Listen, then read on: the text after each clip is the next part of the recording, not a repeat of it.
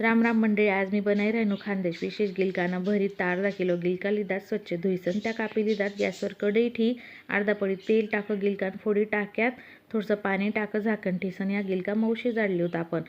अर्धा पाव कांदा 5-6 स्वच्छ धुईसन ती कापी लेवानी 5-6 तिखट हिरव्या मिरच्या आणि 5-6 जाड हिरव्या मिरच्या लेवानात त्या आपण तवावर भुजी लेवानात मिरच्या आणि 10-12 लसूण पाकळ्या खलबत्तामा टाकीसन जाडसर ठेसा करी लेवाना। इकडे आपला गिलका चांगला शिजल शेतस स्मॅशरवर आपण चांगला त्या अशा घोटी लिहूत गॅसवर दुसरी कढई ठेवानी त्यांना मग 4-5 पळी तेल अर्धा चमचा मोहरी अर्धा चमचा जिरं मूठभर शेंगदाणा टाकी संतळी लेवाना 2 हिरव्या मिरच्या कापेल त्या टाकी संतळी लिदात कांदा पाट टाकानी ती पण 2-3 मिनटं परताई लेवानी मिरचीना ठेचा टाकाना तो पण परताई लेवाना मस्त लो फ्लेमवर। आता आपण जे गिलका घोटेल होता त्या टाकी लेवाना चौपुरतं मीठ टाकानं बारीक कापेल कोथंबीर झाकण ठेसन 4-5 मिनटं शिजाड लेवाना आपलं गिलकान खानदेशी पद्धतनं भरीत तयार शे।